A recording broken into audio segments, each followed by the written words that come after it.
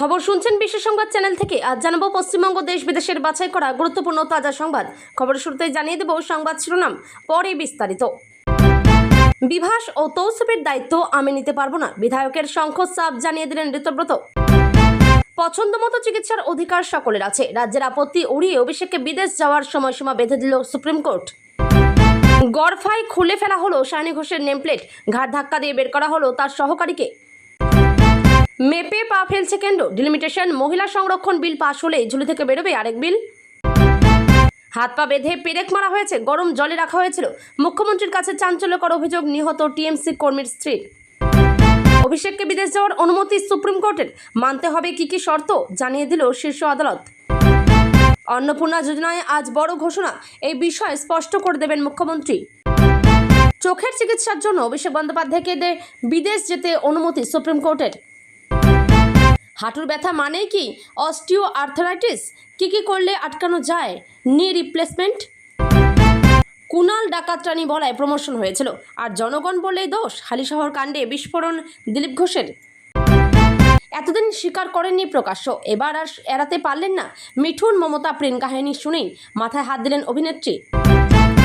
এবার অভিষেক ঘনিষ্ঠ তৃণমূলের এই প্রাক্তন যুবনেতাকে গ্রেপ্তার করতে চায় সিবিআই, আবেদন জমা দিল্লির আদালতে।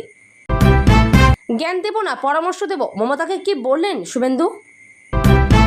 60 নয় 65 বছরে অবসর শিক্ষকদের মিলবে পুরনো পেনশন স্কিম, বড় পদক্ষেপ নিতে পারে সরকার। জেল ভরো, রাজ্য জুড়ে চলছে জেল ভরো কর্মসূচি। ডায়াবেটিসের কোপ এবার লিভারে, বিপদ এড়াতে কি করবেন আজ থেকেই। হু করে কমলো সোনার দাম, কলকাতায় 22 ক্যারেটের দর কত জানুন আজকের রেট। মুখ্যমন্ত্রীর জন্মদিনের দিনেই রণক্ষেত্র রাঁচি, নিয়োগ দুর্নীতির অভিযোগে চাকরি প্রার্থীদের বিধানসভা ঘেরাও অভিযান, পুলিশের লাঠি কাঁদানে গ্যাস। কয়েক ঘন্টার মধ্যেই ঝোড়ো হাওয়ার সঙ্গে বৃষ্টি, আজ 2 24 পরগনা, হাওড়া সহ দক্ষিণবঙ্গের 8 জেলায় প্রবল দুর্যোগের আশঙ্কা। মঞ্চেই চোখে জল, অভয়ার স্মরণে আরজি করের 2 বছর পূর্তিতে আবেগ বিহল মুখ্যমন্ত্রী শুভেন্দু অধিকারী, দিলেন কড়া অ্যাকশন প্ল্যান। সংসদে বিবৃতি দিতে তৈরি শাহ, জানালেন রিজিজু। যন্তর মন্তরে পুলিশি অত্যাচার নিয়ে জবাবের দাবিতে অনড় ছিলেন বিরোধীরা। 500 থেকে 600 টাকায় বাজারে মিলছে বড় ইলিশ, হু করে দাম কমলো বাজারে। 16 আগস্টের মধ্যে সেরে ফেলুন রান্নার গ্যাসের এলপিজি ইকিউআইসি, না করলে দিতে হবে মোটা টাকা। বাড়িতে বসে কিভাবে করবেন জানুন। শুধু রাজ্যের মুখ্যমন্ত্রী শুভেন্দু অধিকারীকে দোষ দিলে হবে না, বললেন অভিষেক। এসবিআইতে 1500-এর বেশি শূন্য পদে চাকরির সুযোগ, স্নাতক হলে করা যাবে আবেদন, বেতন কাঠামো লোভনীয়। ট্রাফিক জ্যাম ভুলে যাবেন, এবার কলকাতাকে ঘিরে নতুন রিং রোড ও স্কাইওয়াকের পরিকল্পনা রাজ্যের। অন্য কোনো মোটিভ নিয়ে অনুমতি দেয়নি পুলিশ, মসজিদের মাইক খোলার প্রতিবাদে মিছিলে অনুমতি হাইকোর্টের। এতক্ষণ শুনছিলেন সংবাদ শিরোনাম, এখন আসছি বিস্তারিত খবরে। কালীঘাট শিবিরের সাংবাদিক বৈঠকে দেখা গিয়েছে হৃদ শিবিরের 3 বিধায়ককে। মমতা বন্দ্যোপাধ্যায়ের ওপর হামলার ঘটনায় প্রতিবাদ জানাতে কুণাল ঘোষদের সঙ্গে হাঁটতে দেখা গিয়েছে তাদের। সোমবার দুপুরে এই ছবি সামনে আসার পর বড় বার্তা দিলেন বিরোধী দলনেতা ঋতব্রত বন্দ্যোপাধ্যায়। সোমবার মমতা বন্দ্যোপাধ্যায়ের ওপর হামলার প্রতিবাদ জানিয়ে যখন কালীঘাট শিবির সাংবাদিক বৈঠক করছিল, তখন কুণাল ঘোষ, শোভনদেব চট্টোপাধ্যায়ের পাশে দেখা যায় বসিরহাটের বিধায়ক তৌসিফ রহমান, মেটিয়াপুরুজের বিধায়ক আব্দুল খালেক মোল্লা ও বারুইপুর পূর্বের বিধায়ক বিভাস সর্দারকে। পরে বিধানসভার চত্বরে ব্যানার নিয়ে যখন কুণাল ঘোষ, নয়না বন্দ্যোপাধ্যায়, বিমান বন্দ্যোপাধ্যায় হাঁটছেন, তখনও দেখা যায় হৃদ শিবিরের বিধায়কদের। তারা দাবি করেন হৃদ শিবিরে থাকলেও মমতার ওপর হামলার প্রতিবাদ জানাবেন তারা। এই বিষয়ে প্রশ্ন করা হলে ঋতব্রত বলেন, বিভাস সর্দার ও তৌসিফের দায়িত্ব আমি নিতে পারবো না। আব্দুল খালেক মোল্লা দৃঢ়ভাবে আমাদের সঙ্গে আছে, সংখ্যাটা 65, এর নিচে নামবে না। ঋতব্রত আরও বলেন, মনে হলে স্পিকার ডাকতে পারেন, ডাকলেই 65 জন হাজির হয়ে যাবে। এদিন তৌসিফ রহমান এই প্রসঙ্গে দাবি করেছেন, মমতার ছবি না থাকলে 10টা ভোটও পেতেন না। এই কথা শুনে ঋতব্রত বলেন, তৌসিফুর প্যারাট্রুপের নামা প্রার্থী, ওকে প্রশ্ন করুন বসিরহাটের বিধায়ক টিকিট পেলেন না কেন। তৌসিফুর ভালো করে বাংলা বলতে পারেন না, টিকিট পেলেন কিভাবে? বিদেশে কিসের ব্যবসা আছে? দীর্ঘ টানাপোড়েন ও আইনি লড়াইয়ের পর অবশেষে চিকিৎসার উদ্দেশ্যে বিদেশ যাওয়ার আইনি ছাড়পত্র পেলেন তৃণমূলের সর্বভারতীয় সাধারণ সম্পাদক তথা ডায়মন্ড হারবারের সাংসদ অভিষেক বন্দ্যোপাধ্যায়। সোমবার সুপ্রিম কোর্টের রায়ে বড়সড় স্বস্তি মিলল তার শিবিরে। কলকাতা হাইকোর্টে ধাক্কা খাওয়ার পর শীর্ষ আদালতের এই নির্দেশ রাজনৈতিক মহলে অত্যন্ত তাৎপর্যপূর্ণ বলে মনে করা হচ্ছে। সুপ্রিম কোর্টের বিচারপতি জয়মাল্য বাগচি তার পর্যবেক্ষণে স্পষ্ট জানিয়ে দিয়েছেন যে আগামী 3 সপ্তাহের জন্য বিদেশে গিয়ে চিকিৎসা করাতে পারবেন অভিষেক বন্দ্যোপাধ্যায়। এই নির্ধারিত সময়ের মধ্যে তার বিদেশ যাত্রায় কোনো ধরনের আইনি বা প্রশাসনিক প্রতিবন্ধকতা তৈরি করা যাবে না। আদালতের দ্ব্যর্থহীন বার্তা, শুধুমাত্র কারো বিরুদ্ধে চলমান মামলার কারণে তাকে নিজের পছন্দ মতো জায়গায় গিয়ে চিকিৎসা করানোর অধিকার থেকে বঞ্চিত করা যায় না। এটি প্রতিটি নাগরিকের মৌলিক অধিকারের অন্তর্ভুক্ত। এর আগে কলকাতা হাইকোর্টের বিচারপতি সৌমেন ভট্টাচার্যের একক বেঞ্চ চোখের চিকিৎসার জন্য অভিষেকের বিদেশ যাত্রার আর্জি খারিজ করে দেয়। হাইকোর্ট নির্দেশ দিয়েছিল যে চিকিৎসার প্রয়োজনীয়তা খতিয়ে দেখতে অভিষেককে রাজ্যের SSKM হাসপাতালে যেতে হবে এবং সেখানকার চক্ষু বিভাগের প্রধানের নেতৃত্বে একটি মেডিকেল বোর্ড বিষয়টি যাচাই করবে। কিন্তু অভিষেকের আইনজীবী আদালতে স্পষ্ট জানিয়ে দেন যে তার মক্কেল SSKM হাসপাতালে যাবেন না। এই অবস্থানের পরে বিচারপতি ভট্টাচার্য মামলাটি খারিজ করে দেন। হাইকোর্টের ওই রায়ের পরে গত 7ই আগস্ট গভীর রাতে সুপ্রিম কোর্টের দ্বারস্থ হন অভিষেক বন্দ্যোপাধ্যায়। সোমবার শুনানির পর্বে রাজ্যের অতিরিক্ত অ্যাডভোকেট জেনারেল রাজদীপ মজুমদার অভিষেকের বিরুদ্ধে বিচারাধীন একাধিক মামলার কথা তুলে ধরে তার বিদেশ যাত্রার তীব্র বিরোধিতা করেন। তবে রাজ্যের সেই আপত্তি ধোপে টেকেনি। সমস্ত আইনি জট কাটিয়ে শেষ পর্যন্ত শীর্ষ আদালতের রায় বিদেশ যাত্রার চূড়ান্ত সবুজ সংকেত পেয়ে গেলেন অভিষেক বন্দ্যোপাধ্যায়। তৃণমূলের পার্টি অফিস থেকে খুলে ফেলা হলো যাদবপুরের সাংসদ সায়নী ঘোষের নেমপ্লেট। ঘাট ধাক্কা দিয়ে বের করে দেওয়া হলো তার সহকারীকে। ঘটনাটি ঘটেছে যাদবপুর লোকসভা কেন্দ্রের 106 নম্বর ওয়ার্ডের গড়ফা এলাকায়। দুলাল দাস ঠাকুর ভবন থেকে খুলে ফেলা হলো সায়নীর নেমপ্লেট। বসুন্ধরা গোস্বামীর নেতৃত্বে তালা মেরে দেওয়া হলো সায়নীর অফিসে। প্রিন্স আনোয়ার শাহ রোডে 106 নম্বর ওয়ার্ডের এই পার্টি অফিসে বসতেন যাদবপুরের সাংসদ সায়নী ঘোষ। এবার সেই পার্টি অফিসে যাতে সায়নী ঘোষ বসতে না পারেন তাই তালা মেরে দেওয়া হলো এবং মমতা বন্দ্যোপাধ্যায়ের ঘনিষ্ঠ তৃণমূলের কর্মীরাই তালা মেরে দেন। ওই কার্যালয়ে সায়নী ঘোষের যে বোর্ড রয়েছে সেটাও খুলে ফেলা হয়। সেখান থেকে সায়নী ঘোষের সহকারীকেও ঘাট ধাক্কা দিয়ে বের করে দেন কালীঘাট তৃণমূল কর্মীরা। কালীঘাট তৃণমূলের এক সদস্য বলেন, আমাদের দলের পার্টি অফিসে সেফ এনভায়রনমেন্টটা উনি ব্যবহার করতে পারেন না ওনার জনসংযোগের জন্য। ওনার জনসংযোগ করার দরকার হবে অন্য জায়গায় অফিস করে সেখানে করুন, আমাদের অফিসে আর নয়। আমরা এটাকে মেনে নেওয়া বা সহ্য করারও কোনো যুক্তিসঙ্গত কারণ দেখতে পাচ্ছি না। অপর এক সদস্য জানান, আমরা মমতা বন্দ্যোপাধ্যায়ের সমর্থক, মমতা বন্দ্যোপাধ্যায়ের সাথে আছি, মমতা বন্দ্যোপাধ্যায়ের সাথেই থাকবো। উনি যখন মমতা বন্দ্যোপাধ্যায়ের সঙ্গ ছেড়েছেন ওনার নিজের নৈতিকতা থাকা উচিত যে আমি ওই পার্টি অফিসগুলিতে যাব না।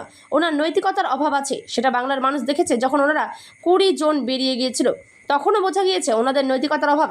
এখনও বোঝা যাচ্ছে এই নৈতিকতার অভাবের জন্য আজকে ওনাদের এই অবস্থা। প্রশ্ন, চাবি কি আপনার কাছে?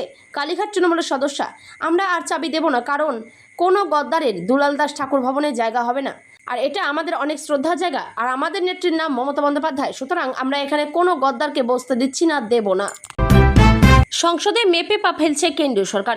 বিরোধীদের শিবিরে ধরেছে ভাঙন। সেই সুযোগ নিয়ে গুরুত্বপূর্ণ একাধিক বিল পাশ করানোর পরিকল্পনা রয়েছে সরকারের।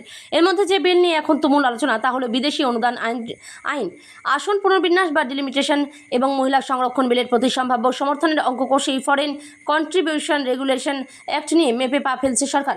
বাদল অধিবেশনের আগেই গত এপ্রিল মাসে বিশেষ অধিবেশন ডেকে কেন্দ্রীয় সরকার 131তম সংবিধান সংশোধনী বিল পাশ করানোর চেষ্টা করেছিল, কিন্তু বিলের সপক্ষে ভোট কম পড়ায় সেই বিল পাশ হয়নি। এবার ফের একবার আসন পুনর্বিন্যাস ও মহিলা সংরক্ষণ বিল, যা সংবিধান সংশোধনীর অংশ, তা পাশ করানোর চেষ্টা করা হবে। পাশাপাশি চলতি অধিবেশনে বিদেশি অনুদান নিয়ন্ত্রণ আইনের সংশোধনী বিল পেশ করা হবে কিনা তা নিয়ে আজ বিজনেস অ্যাডভাইজারি কমিটির বৈঠকে চূড়ান্ত সিদ্ধান্ত নেওয়া হবে। লোকসভার বিজনেস তালিকা অনুযায়ী আজ 4টি বিল আলোচনার এবং অনুমোদনের জন্য তালিকাভুক্ত আছে। এর মধ্যে নেই FCRA বিল। সব রাজ্য যদি 50% হারে আসন বৃদ্ধি প্রস্তাবে নিশ্চয়তা পেলে আসন পুনর্বিন্যাস বিলকে সমর্থন করবে ডিএমকে এবং শরদ পাওয়ারের এনসিপি দল। অন্যদিকে বিদেশি অনুদান বিল নিয়ে চার্চ এবং খ্রিস্টান সংগঠনের দাবিকে সমর্থন করছেন MK স্ট্যালিন এবং শরদ পাওয়ার। অর্থাৎ হয় এই বিলকে প্রত্যাহার করতে হবে অথবা যৌথ সংসদীয় কমিটিতে পর্যালোচনার জন্য পাঠাতে হবে। শুধুমাত্র সংখ্যার জেরে FCRA বিল পাশ করিয়ে ডিএমকে এবং এনসিপিকে চটানো উচিত হবে কিনা তা খতিয়ে দেখছে সরকার। কেন্দ্রীয় স্বরাষ্ট্রমন্ত্রী অমিত শাহের সঙ্গে দেখা করে খ্রিস্টান প্রতিনিধিদের তরফে জানানো হয়েছে যে সরকার প্রস্তাবিত সংশোধনী অনুযায়ী কোনো সংস্থার FCRA লাইসেন্স বাতিল হলে বা রিনিউ না হলে সংস্থার কর্তৃত্ব নিজের হাতে নিয়ে নেবে সরকার। এই বিল পাশ হলে অর্থের অভাবে বিভিন্ন সংস্থার সমাজসেবামূলক কাজ ব্যাহত হবে বলে জানিয়েছেন তারা। অন্যদিকে আজ সকাল 10টায় বৈঠকে বসছে ইন্ডিয়া জোটের সংসদীয় দলের নেতারা। এই বৈঠকেই FCRA বিল নিয়ে বিরোধীদের রণকৌশল ঠিক করা হবে। আজ হালিশহরে মৃত গাড়িতে হামলা চালানো হয়, যা নিয়ে আজ প্রতিবাদে নামছে কালীঘাট তৃণমূল। যদিও এদিন তাৎপর্যপূর্ণ বার্তা দিয়েছেন মুখ্যমন্ত্রী শুভেন্দু অধিকারী। আপনি তৃণমূল করেন এবং মুখ্যমন্ত্রী আজকে আপনার কাছে এলেন, আপনার কি বক্তব্য ছিল তার কাছে? প্রথমেই মৃত তৃণমূল কর্মীর স্ত্রী। আমি তৃণমূল কর্মী ছিলাম, আমি একজন কাউন্সিলরও ছিলাম, কাঁচরাপাড়া পৌরসভার প্রাক্তন তৃণমূল কাউন্সিলর থাকা সত্ত্বেও উনি এসেছেন। আমি তার জন্য আমি চিরকৃতজ্ঞ। উনি যেহেতু আমি অন্য পার্টি করতাম, বিরোধী দল করতাম, আর উনি এখন বর্তমান সরকারে আছেন, উনি আমার জন্য এসেছেন, আমি তার জন্য ওনার কাছে চিরকৃতজ্ঞ। শুধু এই যে আমার বিচারটা সবার আগে চাই। আপনি ভরসা রাখছেন মানে বিজেপির মুখ্যমন্ত্রী, তার উপর তৃণমূল কর্মী আপনি, মৃত তৃণমূল কর্মীর স্ত্রী। এখন তো বলতে গেলে উনি এখন বিজেপি নন, উনি এখন জনসাধারণের মুখ্যমন্ত্রী। সেক্ষেত্রে তো আমিও এখন বর্তমানে কাউন্সিলর নই, আমি এখন বিরোধী পার্টি নই। কারণ যেটা চলে গেছে সেটা তখন আমি ছিলাম কাউন্সিলর, এখন আমি সাধারণ মানুষ। তো সেদিক থেকে আমি বিচার পাবো, আমি আশাবাদী। আপনাদের একটা চাকরির কথা বলেছেন, আপনি কি সেটা গ্রহণ করছেন? মৃত তৃণমূল কর্মীর স্ত্রী, দেখুন আগে বিচার চাই। আজ বললেই যে কাল আমার বিচার হচ্ছে তা কালই আমি বিচার করতে চলে যাচ্ছি, ব্যাপারটা তো এমন নয়। সেক্ষেত্রে এটা লেন্দি প্রসেস, সেক্ষেত্রে আমার বিচার চাই।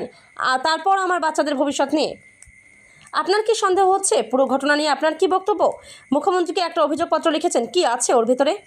মৃত তৃণমূল কর্মীর স্ত্রী, অভিযোগপত্রতে লেখা আছে যে আমার হাজব্যান্ডকে ওরা কীভাবে মেরেছে, কোথায় কোথায় ক্ষত আছে, ওর হাত দুটোকে বেঁধে মারা হয়েছে, হাতে দড়ির দাগ রয়েছে, পায়েও বেঁধে মারা হয়েছে, পায়ের নিচে কালো কালো হয়ে গিয়েছে, সম্ভবত গরম জলের উপর ওর পাটা রাখা হয়েছিল, পেরেক দিয়ে মারা হয়েছে, ঠিক এই অংশে দুটো ফুটো আছে। পেরেক যেমন ঢুকে গেলে ফুটো হয়, ওরকম দুদিকে ওখান থেকে ব্লিডিং হচ্ছে, আর কানে পশ্চাৎ অংশে পুরো জমাট বেঁধে গিয়েছিল রক্ত। ওনাকে যে গ্রেপ্তার করা হয়েছিল তার পিছনে কি রাজনৈতিক উদ্দেশ্য ছিল? মৃত তৃণমূল কর্মীর স্ত্রী, রাজনৈতিক উদ্দেশ্য ছিল না? FIR এর কোনো নাম নেই। আমাদের সাথে পুলিশ কর্তৃপক্ষ থেকে কোনো যোগাযোগ কিন্তু করা হয়নি, যেহেতু আমার হাজব্যান্ড ভোটের পরে বাড়ি ছিল না, আমরা যেহেতু তৃণমূল করতাম, ওইখান থেকে ওকে তুলে আনা হয়। আমাদেরকে পুলিশ প্রশাসন থেকে কোনো রকমভাবে ওই তুলে আনা থেকে শুরু করে হাসপাতালে ফেলে রাখা অবধি, এই অবধি আমার সাথে বা আমার পরিবারের সাথে কোনো যোগাযোগ করেনি পুলিশ প্রশাসন। যা করেছি আমরা নিজে। এই পুলিশের ডিজি এবং সিপি তারা আপনাকে বিচার দেবে, এটা আপনি ভরসা রাখছেন? মৃত তৃণমূল কর্মীর স্ত্রী, পুলিশ প্রশাসনে যারা আছেন, আমি তো বলছি না সব পুলিশই খারাপ, সেটা কোনোদিনই হতে পারে না। সেক্ষেত্রে আমি হালিশহরের যে পুলিশ প্রশাসন আছে তাদের ওপর দোষটা দিচ্ছি, তা বলে তো সব পুলিশ খারাপ হতে পারে না। তো সেই ক্ষেত্রে এই পুলিশের ওপর আমরা সাধারণ মানুষ ভরসা না রাখি, তাহলে আমরা বিচার কী করে পাবো? আমাকে তো ভরসা রাখতেই হবে। কালকে প্রাক্তন মুখ্যমন্ত্রী এসেছিলেন, আপনার সঙ্গে কোনো কথা হয়েছে? মৃত তৃণমূল কর্মীর স্ত্রী, না, দেখুন প্রত্যেকটা বাড়িরই কিছু রীতিনীতি থাকে, সেদিক থেকে দেখতে গেলে 12 ঘন্টা নির্জলা উপোস করে রেখেছিলাম। তো সেক্ষেত্রে আমি অসুস্থ হয়ে পড়েছিলাম, আমি রিটার্ন পাবো না। অভিষেক বন্দ্যোপাধ্যায়ের চিকিৎসার জন্য আমেরিকা যাওয়ার আবেদনে অনুমতি দিল সুপ্রিম কোর্ট। প্রধান বিচারপতির বেঞ্চ সেপ্টেম্বরে 3 সপ্তাহের জন্য শর্ত সাপেক্ষে বিদেশ যাত্রার অনুমতি দিয়েছে। আদালতের নির্দেশ অনুযায়ী বিদেশ সফর এবং ফ্লাইট সংক্রান্ত যাবতীয় তথ্য তদন্তকারী সংস্থাকে জানাতে হবে অভিষেক বন্দ্যোপাধ্যায়কে। তবে তার সফরের সম্পূর্ণ আইটিনারির তথ্য শুধুমাত্র তদন্তকারী সংস্থার কাছে দিতে হবে। এদিন শুনানিতে বিদেশে চিকিৎসার জন্য যাওয়ার অধিকার নিয়ে সরকারের বক্তব্যের জবাব দেয় সুপ্রিম কোর্ট। বিচারপতি জয়মাল্য বাগচি বলেন, একজন ব্যক্তির অধিকার রয়েছে তিনি কোথায় চিকিৎসা করাবেন তা বেছে নেওয়ার। রাজ্যের আইনজীবী তথা additional solicitor general SV Raju আদালতে আশঙ্কা প্রকাশ করে বলেন, অভিষেক বন্দ্যোপাধ্যায় বিদেশে গেলে আর দেশে নাও ফিরতে পারেন। তার বিরুদ্ধে আরও 15টি মামলা রয়েছে বলেও উল্লেখ করেন তিনি।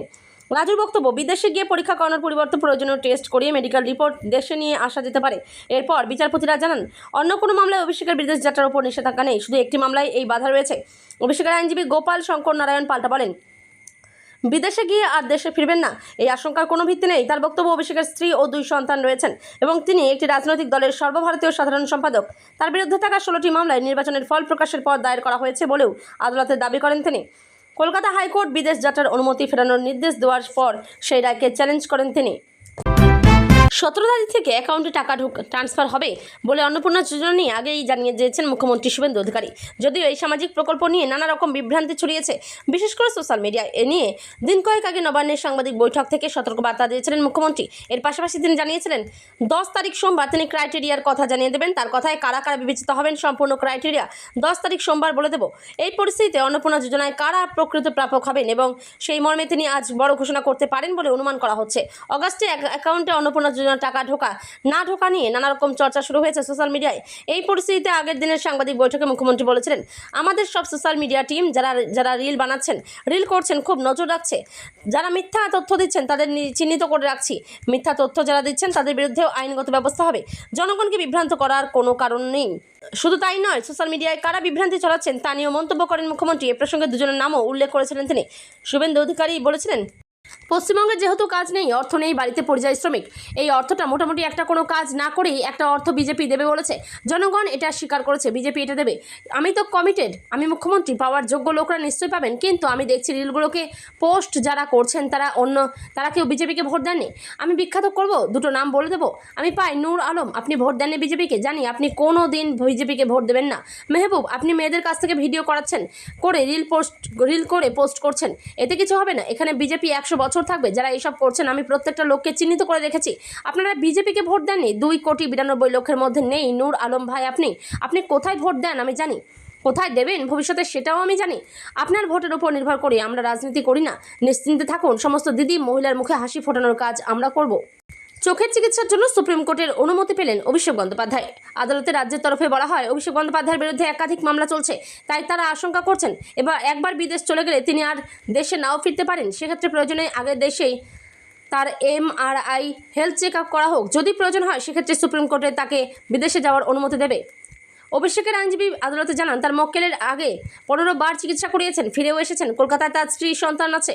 তিনি একজন সাংসদ, তিনি একটি দলের জেনারেল সেক্রেটারি। তিনি পালিয়ে যাবেন এ ধরনের আশঙ্কা কেন করছে পুলিশ? দুই পক্ষের বক্তব্য শোনার পর সুপ্রিম কোর্ট 3 সপ্তাহের জন্য অভিষেক বন্দ্যোপাধ্যায়কে বিদেশ যাত্রার অনুমতি দেন। তবে বিদেশ যাওয়ার আগে 2 দিন আগে তাকে পুলিশের কাছে জানিয়ে যেতে হবে তিনি কখন আসবেন, কখন ফিরবেন, ফ্লাইট ডিটেলস, কোন হাসপাতালে তার চিকিৎসা হবে ইত্যাদি। এছাড়াও বিদেশে তিনি কোন ঠিকানায় থাকবেন জানাতে হবে পুলিশকে।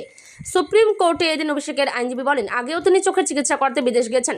হঠাৎ করে তাকে যেতে দেওয়া হচ্ছে না। তার বিরুদ্ধে যে মামলাগুলি চলছে সেগুলির প্রতিটিরই FIR হয়েছে 5ই মের পর। তখন পুলিশের তরফ থেকে বলা হয় 5ই মের আগে তার বিরুদ্ধে অভিযোগ করা বা মুখ খোলার পরিস্থিতিই ছিল না, তাই এই FIRগুলি 5ই মের পরই হয়েছে। তখন অভিষেকের আইনজীবী বলেন, অভিষেক বন্দ্যোপাধ্যায় তদন্তে সহযোগিতা করেছেন, যখন পুলিশ ডেকেছে তিনি হাজিরা দিয়েছেন। কথা বলে আইনজীবী আদালতকে অনুরোধ করেন তার মক্কেলকে বিদেশ যাত্রার অনুমতি দিতে। আদালত তখন তাকে 3 সপ্তাহের জন্য বিদেশে চিকিৎসার জন্য যাওয়ার অনুমতি দেন। এর আগে কলকাতা হাইকোর্টে বিরাট ধাক্কা খেয়েছিলেন অভিষেক বন্দ্যোপাধ্যায়। তাকে চিকিৎসার জন্য বিদেশ যাত্রার অনুমতি দেওয়া হয়নি। হাইকোর্টের বিচারপতি সৌমেন ভট্টাচার্য প্রশ্ন তোলেন, প্রায় 16টি মামলা আছে, কালকে নোটিশ পাঠিয়ে হাজিরা দিতে বললে কি করবেন? এরপর মামলায় খারিজ করে দেয় আদালত। তারপর তিনি সুপ্রিম কোর্টের দ্বারস্থ হন।